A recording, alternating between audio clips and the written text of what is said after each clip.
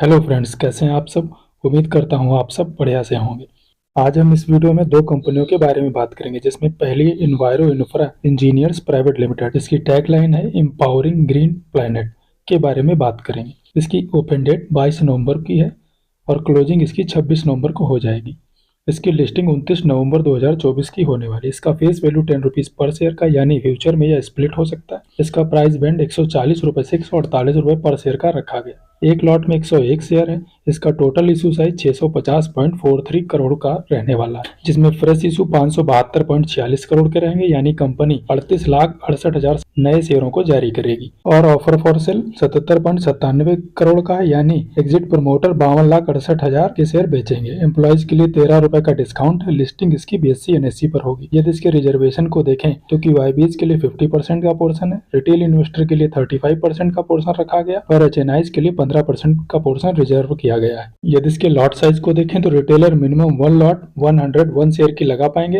Amount 14,948 रुपए रहेगा। Retail maximum 13 lot के लिए बोली लगा पाएंगे। अमाउंट 1,94,324 रुपए रहेगा। स्मॉल HNI मिनिमम 14 लॉट के लिए बोली लगा पाएंगे। अमाउंट 2,09,272 रुपए रहेगा। स्मॉल HNI मैक्सिमम 66 लॉट के लिए बोली लगा पाएंगे, जिसका अमाउंट 9,86,568 रुपए रहेगा।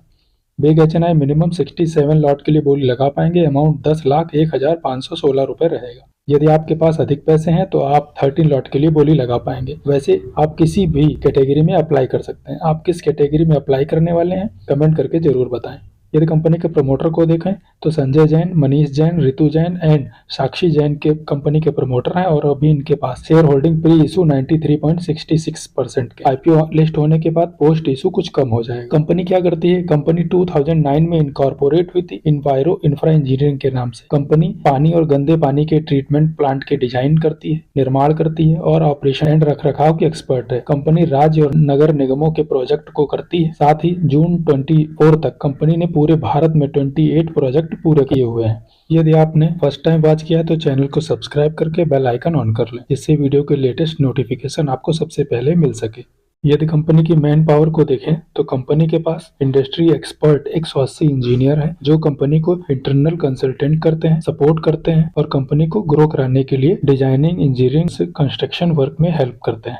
यदि कंपनी के फाइनेंशियल को देखें तो कंपनी ने 31 मार्च 2023 से 31 मार्च 2024 के बीच में रेवेन्यू 116% से ग्रो किया और प्रॉफिट आफ्टर टैक्स 101% के साथ ग्रो किया। तो कंपनी काम अच्छा कर रही, इसलिए वह रेवेन्यू जनरेट कर पा रही, प्रॉफिट जनरेट कर पा रही।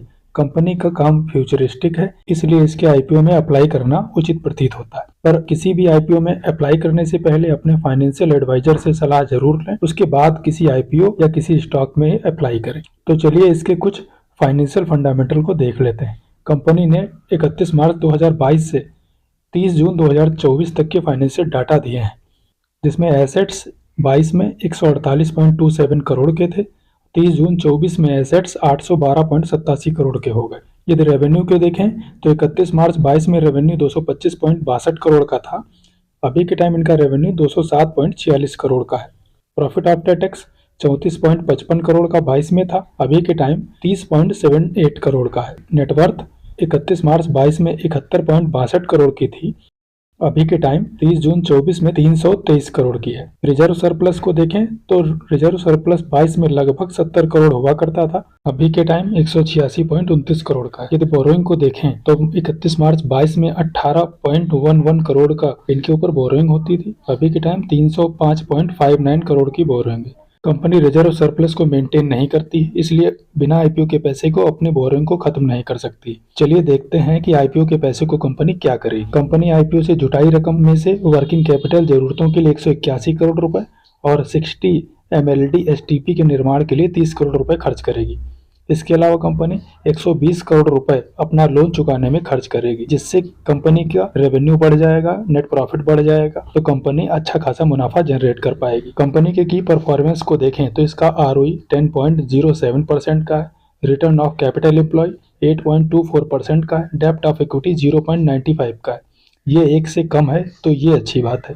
रिटर्न ऑफ नेटवर्थ को देखें तो वह 9.53% का। यदि इसके ईयर्स में देखें तो लोन एक्सचेंज इंडिया लिमिटेड का ईपीएस 60.53 का है और पीई 25.92 का है। वाटेक का ईपीएस 39.49 का है और पीई 38.68 का है। विष्णु प्रकाश का ईपीएस 10.95 का है और पीई 43.9 का है। तो उस हिसाब से कंपनी ठीक ठाक पोजीशन पर खड़ी होती है। लेकिन इन सब में पेयर करें रिटर्न ऑफ नेटवर्थ को, तो कंपनी का रिटर्न ऑफ नेटवर्थ इन सभी कंपनियों से ज्यादा है, जो थोड़ा नेगेटिव पॉइंट है। यदि इसके रजिस्ट्रार को देखें तो इसका registrar big share service private limited है, जिसकी वेबसाइट ipo.bigshareonline.com है, जहां से इसके अलॉटमेंट को चेक किया जा सकता है। यदि इसका ग्रे मार्केट में प्रीमियम देखें तो वह 17 रुपए से 29 रुपए पर ट्रेड कर रहा है। इसकी एक लॉट में 101 शेयर है, उस हिसाब से इसकी एक लॉट से लगभग 2929 रुपए यानी 3000 का लिस्टिंग गेन मिल सकता है, जो लगभग 20% होता है।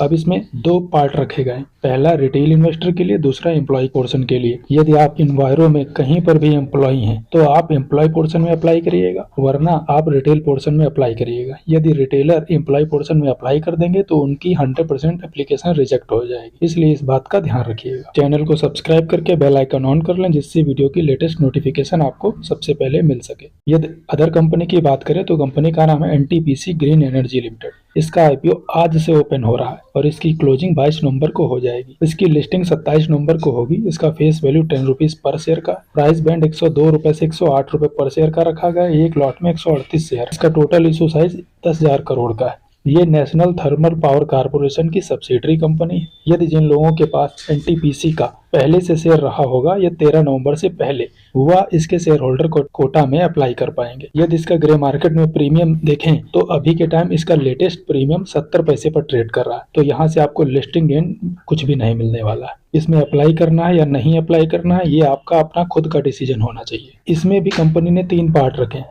पहला रिटेल इन्वेस्टर के लिए, दूसरा एम्प्लॉयज के लिए, तीसरा शेयर होल्डर कोटा के लिए। यदि हम रिटेल इन्वेस्टर को देखें तो रिटेल इन्वेस्टर केवल रिटेल में अप्लाई कर पाएंगे। हाँ, वो रिटेल के साथ स्मॉल एचएनआई और बिग एचएनआई में अप्लाई जरूर कर सकते हैं, लेकिन शेयर होल्डर तो रिटेल इन्वेस्टर केवल रिटेल में अप्लाई करें। सेकंड पोर्शन है एम्प्लॉय कैटेगरी के लिए। तो एम्प्लॉय वो जो एनटीपीसी ग्रीन एनर्जी में या एनटीपीसी नेशनल थर्मल पावर में पहले से ही कार्यरत हैं, वो एम्प्लॉय कैटेगरी में तो अप्लाई कर ही सकते हैं। साथ ही साथ रिटेल और शेयर होल्डर कोटा में भी वो अप्लाई कर पाएंगे। यदि आप शेयर होल्डर हैं या 13 नवंबर से पहले आपने शेयर बाई कर लिया था, तो आप शेयर होल्डर कोटा और रिटेल कोटा में अप्लाई कर सकते हैं। अब डिसाइड आपको करना है कि आप किस में अप्लाई कर रहे हैं। बस ये गलती मत कर देना कि आपके पास शेयर नहीं है और फिर भी आप शेयर होल्डर कोटा में अप्लाई कर रहे हैं, या आप एम्प्लॉय नहीं है और फिर भी एम्प्लॉय कोटा में अप्लाई कर रहे हैं, तो आपकी एप्लीकेशन 100% रिजेक्ट हो जाएगी। आज के लिए बस इतना ही। यदि आपको जानकारी अच्छी और आपके काम की है तो चैनल को सब्सक्राइब करके बेल आइकन ऑन कर लें, जिससे वीडियो की लेटेस्ट नोटिफिकेशन आपको सबसे पहले मिल सके। मेरे साथ अंत तक बने रहने के लिए आपका बहुत बहुत धन्यवाद।